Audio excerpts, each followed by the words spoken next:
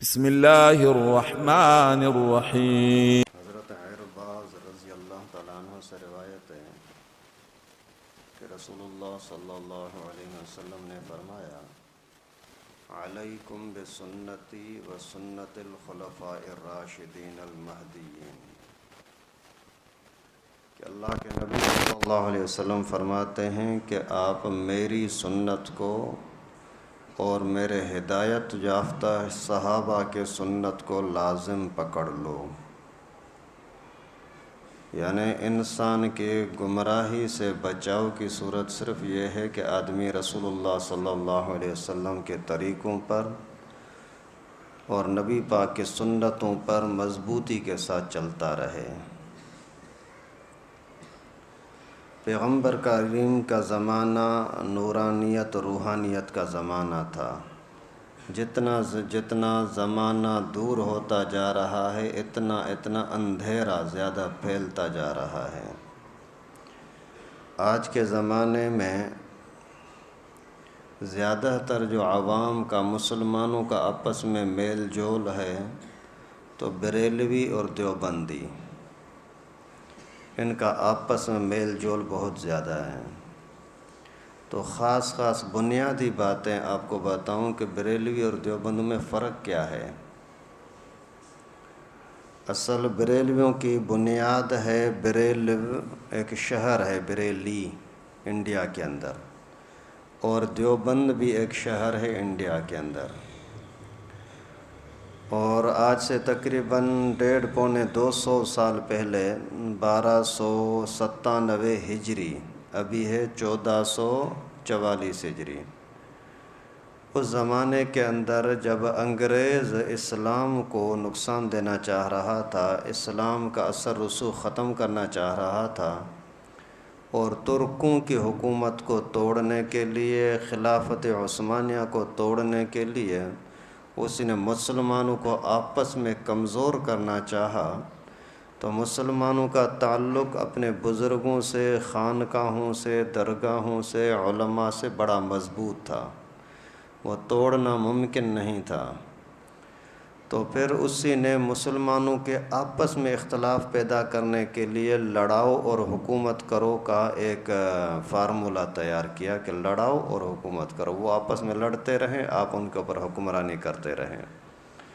پھر اس زمانے کے اندر بریلویت کا جو بانی تھا مولانا احمد رضا خان بریلوی، وہ بہت بڑا ماہر اور ہوشیار قسم کا آدمی تھا، اسی کو استعمال کر کے اور اس سے فتویٰ دلوایا کہ ترک لوگ جو ہیں اسلامی حکومت کے یہ حقدار نہیں ہیں، ان کے حق میں جہاد کرنا جائز نہیں ہے، اگر انگریز اسی ترکوں کے خلاف، خلافت عثمانیہ کے خلاف اگر کوئی کارروائی کرتا ہے تو مسلمان اس میں ساتھ نہ دیں، یعنی کافر جو کریں بھلے کریں، مسلمانوں کا ساتھ نہ دیں۔ پھر اس وقت سے یہ اختلاف شروع ہوا، انتشار شروع ہوا۔ پوری دنیا میں کبھی بھی مسلمانوں کا آپس میں فرقے واریت پر جھگڑے پہلے نہیں ہوتے تھے، اس زمانے میں یہ شروع ہوئے۔ یہ دیوبندی ہے، یہ بریلوی ہے، یعنی جو احمد رضا خان کی باتیں مانتا ہے وہ بریلوی ہے، جو نہیں مانتا وہ کوئی بھی ہو، سارے دیوبندی ہیں۔ تو پھر یعنی مسائل تھوڑا سا تبدیل کرنے کے لیے، ظاہر لوگوں کو لڑانے کے لیے کوئی تو پوائنٹ چاہیے نا، پھر انہوں نے قرآن پاک کے اندر ٹھیک ٹھاک تحریف کی بریلویت نے، احمد رضا خان بریلوی، پھر اس کے پیچھے آنے والے احمد یار خان بریلوی، یا آج تک جتنے ہیں۔ ابھی ہمارے اندر اور ان کے اندر یہ تو تھا سیاسی مسئلہ جس کی وجہ سے کافروں کی سیاست کو انہوں نے سپورٹ کیا، انگریز کی سیاست کو، اور اسلامی سیاست کو انہوں نے دھکیل دیا۔ لیکن پھر آپس میں ہمیشہ کے لیے جو لڑائی شروع ہوئی وہ اس بنا پر کہ قرآن پاک کے اندر جو عقیدے ہیں نا، ان عقیدوں کے اندر انہوں نے توڑ مروڑ کر کے اور باتوں کو گول مول کیا۔ مثال کے طور پر عالم الغیب، اس کے اندر اختلاف رکھتے ہیں۔ ہم کہتے ہیں ہمیشہ سے یہ چلا آ رہا ہے کہ علم غیب کا مالک صرف اللہ ہے، اللہ کے سوا کوئی اور نہیں ہے، اور یہ کہتے ہیں کہ علم غیب اللہ تعالیٰ کو بھی ہے، رسول اللہ کو بھی ہے، اور آج کل کے بزرگوں کو بھی ہے۔ یہ بنیادی اختلاف۔ ابھی قرآن کے اندر وہ قرآن کے خلاف بول رہے ہیں، ہم قرآن کے مطابق بول رہے ہیں، اختلاف یہاں ہوا۔ اور قرآن پاک صریح طور پر نبی پاک کو بشر کہتا ہے، یہ نبی پاک کے بشر کے انکاری ہیں کہ نبی بشر نہیں ہو سکتا۔ اللہ تعالیٰ فرماتے ہیں کہ مشکل کشا، حاجت روا صرف اللہ ہے، اللہ تعالیٰ کے سوا کوئی مشکل کشا نہیں ہے، آپ کے مشکلوں کو ٹالنے والا اور کوئی نہیں ہے۔ یہ کہتے ہیں مشکل کشا نبی بھی ہے، ولی بھی ہے، آج کل کے بزرگ بھی ہیں۔ یہ اختلافات ہیں ان کے اندر اور ہمارے اندر۔ اسی طریقے سے قرآن کا عقیدہ، دیوبند کا عقیدہ یہ ہے کہ ہر جگہ پر حاضر ناظر صرف اللہ ہے، اس کے علاوہ اور کوئی نہیں ہے۔ تو وہ کہتے ہیں نہیں، حاضر ناظر نبی پاک بھی ہے، ہمارے پیر ولی بھی ہیں، یہ بھی سارے کے سارے حاضر ناظر ہیں۔ ابھی یہ بنیادی چیزیں ہیں جو عقیدے کے اعتبار سے کلم کھلا قرآن پاک سے تضاد ہے۔ ویسے چھوٹے موٹے اختلافات وہ اور چیزیں، وہ صرف نشانیاں ہیں، اصل جو ان کی گمراہی کا بنیاد ہے وہ یہی ہے۔ چھوٹی موٹی چیزوں سے مراد جو عقیدے سے تعلق نہیں رکھتی ہیں وہ بھی چھوٹی نہیں ہے، بدعت کوئی بھی ہو وہ چھوٹی نہیں ہوتی، لیکن جس کا عقیدے کے ساتھ تعلق نہیں ہوتا، فروعی مسائل کے ساتھ تعلق ہوتا ہے، اذان سے پہلے صلاۃ کہہ دینا، یہ عقیدے کی چیز نہیں ہے لیکن بدعت ہے۔ قبروں کے اوپر جا کر کے چادریں چڑھانا، یہ عقیدے کی بات نہیں ہے لیکن ایک بدعت تو ہے نا۔ تو قرآن پاک میں واضح طور پر اللہ رب العالمین نے فرمایا عندہ مفاتیح الغیب لا یعلمها الا ہو، علم غیب کا مالک صرف اللہ ہے، اس کے علاوہ اور کوئی نہیں ہے۔ یہ واضح صریح قرآن پاک کا حکم ہے۔ اور یہ کہتے ہیں کہ نبی پاک کو بھی علم غیب ہوتا ہے، اور ہمارے پیروں فقیروں کو بزرگوں کو بھی علم غیب ہوتا ہے، اور اللہ معاف فرمائے یہ کھلم کھلا گمراہی ہے۔ اسی وجہ سے مولانا مکی حجازی دامت برکاتہم العالیہ کعبۃ اللہ والے وہ فرماتے ہیں کہ جو لوگ قرآن پاک کو پڑھتے ہیں سمجھتے ہیں، وہ اگر اسی طرح کا عقیدہ رکھتے ہیں کہ نبی پاک کو علم غیب تھا یا کسی اور کو علم غیب ہے تو یہ کافر ہو جائے گا۔ اگر کسی کو قرآن کا صحیح پتہ نہیں ہے اور ایسے ہی دیکھا دیکھی میں سنی سنائی بات کر دی تو اس کو کافر تو نہیں کہیں گے لیکن گمراہ تو پھر بھی ہے، قرآن پاک کے خلاف ہے۔ تو یہاں دیکھیں بنیادی طور پر فرق آ گیا، قرآن پاک کا انکار۔ اسی طریقے سے پھر جہاں تک بشر کا تعلق ہے تو اللہ رب العالمین نے کئی مقامات پر فرمایا قل انما انا بشر مثلکم، بشر کا صاف لفظ موجود ہے کہ اے میرے نبی آپ لوگوں سے کہہ دیں کہ میں بھی بشر ہوں، تم جیسا، تمہارے جیسا۔ یوحا الی انما الہکم الہ واحد، کہ میری طرف اللہ تعالیٰ کے ہاں سے وحی آتی ہے۔ ابھی وہ یہاں لوگوں کو بیوقوف بنانے کے لیے بولتے ہیں کہ بھائی دیکھو نبی ہمارے جیسا تو نہیں ہو سکتا، ہمارے جیسا نہیں ہو سکتا، کیسے نہیں ہو سکتا؟ ہمارے جیسا ہے، مثلکم قرآن کے لفظ ہے، مثل مانا جیسا، کم مانا تم، تمہارے جیسا۔ ابھی یہاں تمہارے جیسا یہ دو طرح کا ہوتا ہے، ایک تو یہ ہے کہ عضو باڈی جسم اس کے اندر تمہارے جیسا ہے، دوسرا یہ ہے کہ شان اور فضیلت کے اندر تمہارے جیسا ہے۔ ابھی اللہ رب العالمین نے فرمایا ہے کہ تمہارے جیسا ہے باڈی کے اعتبار سے، آپ کو دو ہاتھ ہیں، اللہ کے نبی کو بھی دو ہاتھ ہیں، آپ کی جو باڈی ہے حلیہ ہے اسی طرح کا نبی پاک کا بھی ہے۔ باقی شان نبی پاک صلی اللہ علیہ وسلم کا خود آگے بیان فرمایا کہ یوحا الی انما الہکم الہ واحد، میری طرف اللہ تعالیٰ کے ہاں سے وحی آتی ہے، جب وحی آ گئی تو نبی ہوا، اور نبی کے برابر کوئی نہیں ہو سکتا۔ یہ بات کو گول مول کر کے اور اس طریقے سے لوگوں کو گمراہ کرتے ہیں، اور باقاعدہ جو ان کا تفسیر لکھا ہے، تفسیریں کئی ساری لکھی ہیں، ان کے اندر صاف لکھا ہے کہ یہ اللہ تعالیٰ کہتے ہیں کہ نبی بشر ہے، ہمیں کہنے کی اجازت نہیں ہے۔ اللہ اکبر، یہ غداری نہیں ہے دین کے ساتھ۔ اللہ تعالیٰ فرماتے ہیں کہ آپ ان کو کہہ دو کہ میں بشر ہوں، یہ کہتے ہیں کہ نہیں کہنا بشر ہے، اگر بشر کہو گے تو کافر ہو جاؤ گے۔ پھر بشر کے مقابلے میں یہ کہتے ہیں کہ نبی نور ہے، بشر نہیں ہے۔ ابھی نور کس کو کہتے ہیں، اس کی تھوڑی سی تفصیل میں مختصر سے مختصر کرتا ہوں تاکہ ٹائم بھی لمبا نہ ہو اور آپ کو عقیدے کا پتہ بھی لگے کہ ہم ہیں کیا، ہمارا ان کے ساتھ اختلاف کیا ہے۔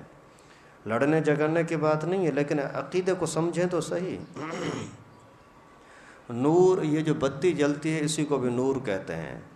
اللہ تعالیٰ کی ذات نورانی ذات ہے، اللہ نور السماوات والارض، اللہ بھی نور ہے، اور فرشتے بھی نور سے، روشنی سے، چمک سے بنے ہیں۔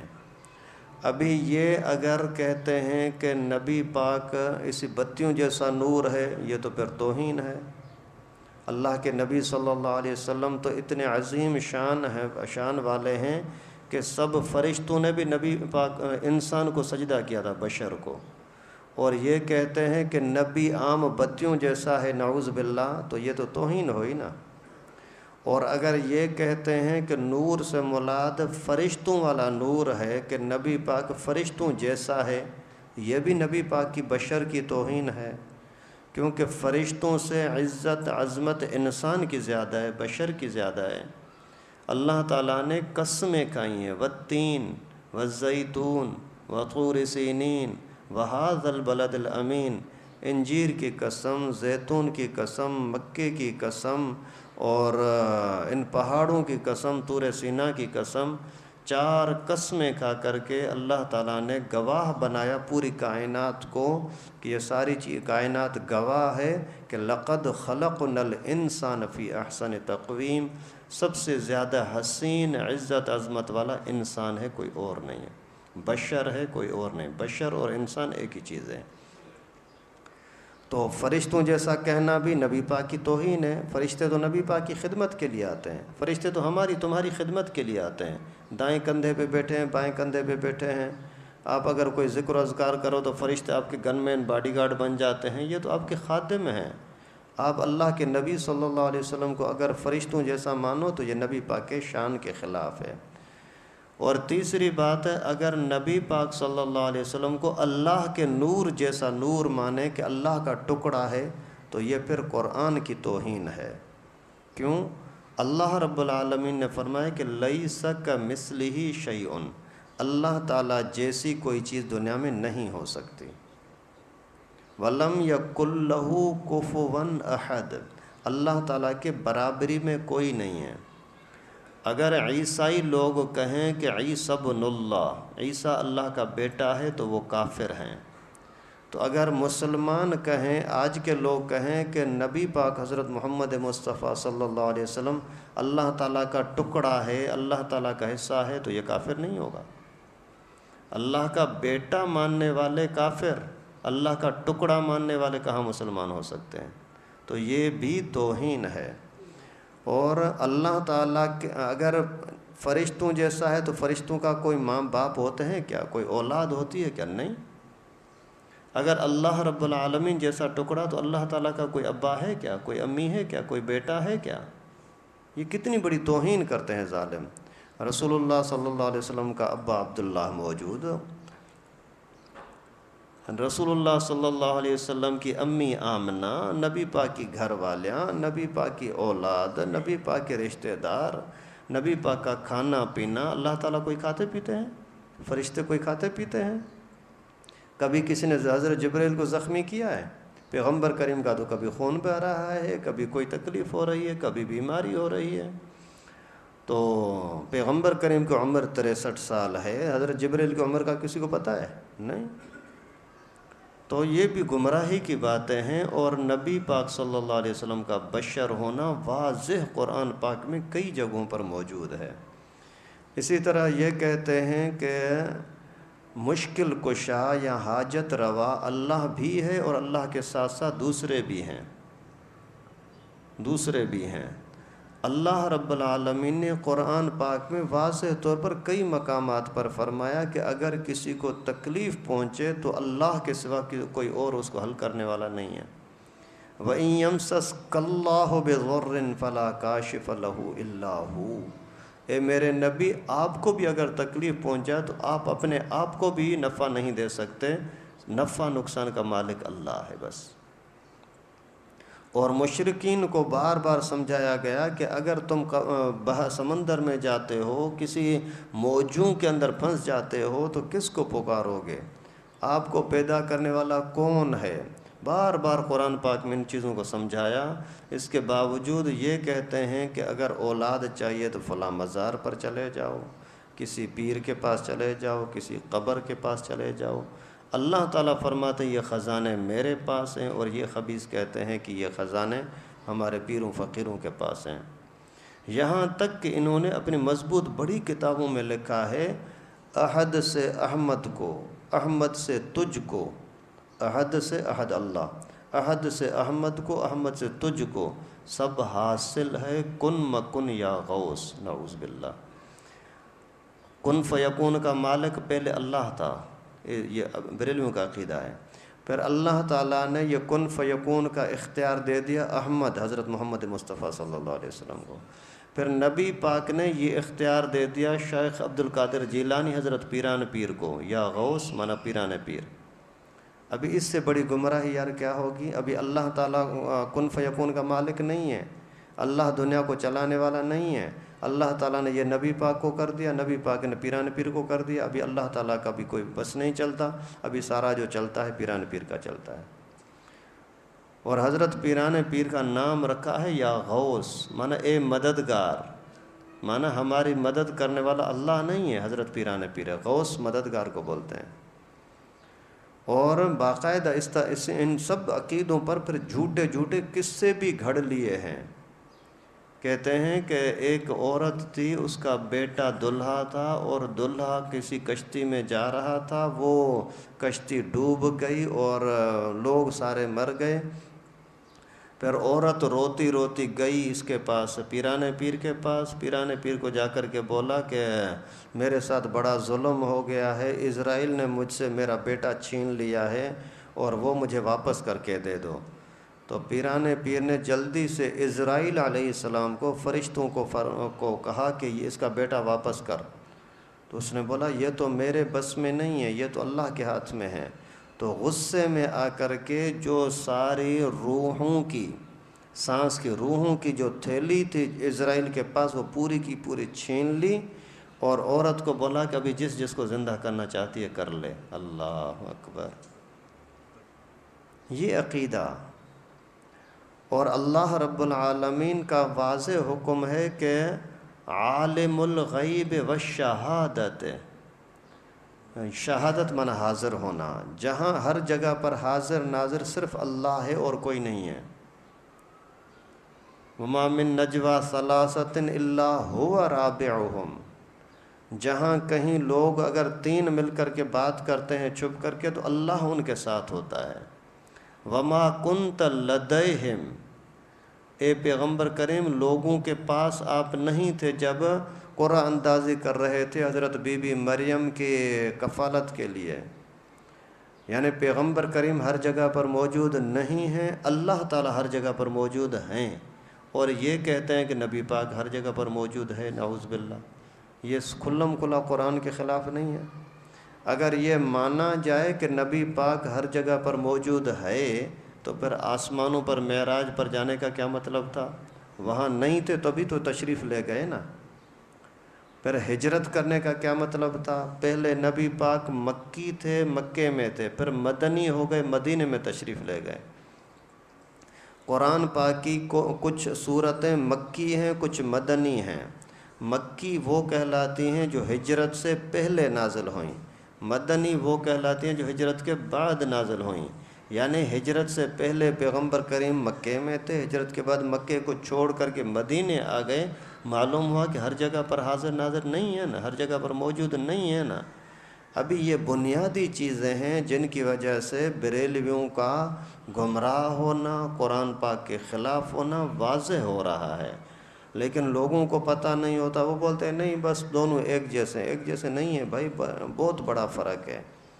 حضرت صاحب اور چھوٹے چھوٹے مسائل بہت ہی زیادہ ہیں، روزانہ کوئی نہ کوئی مسئلہ کہیں نہ کہیں یہ اپنی بدعت بنا رہے ہوتے ہیں، اور ہر جگہ کی بدعت الگ ہوتی ہے۔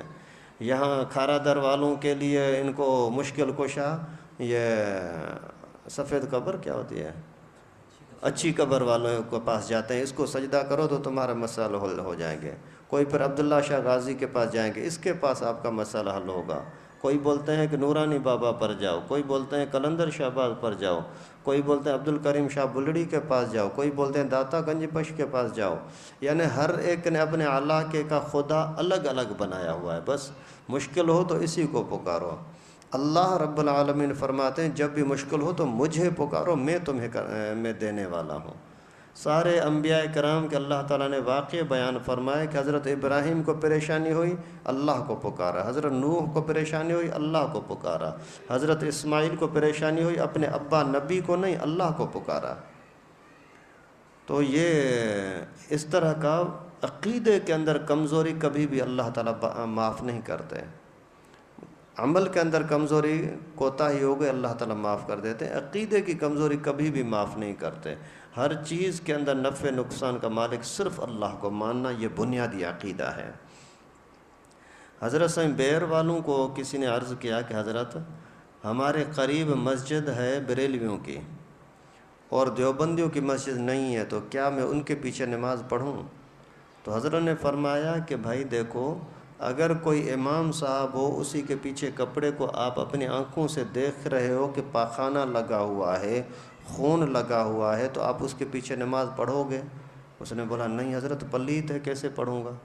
تو حضرت نے فرمایا جیسے اس کے کپڑے کی پلیتی، جسم کی پلیتی تمہیں نظر آتی ہے، تو اس کے عقیدے کی پلیتی ہمیں نظر آتی ہے جو ہم نے قرآن پڑھا ہے۔ جن کا عقیدہ ہی صحیح نہ ہو اس کے پیچھے کیسے نماز پڑھو گے؟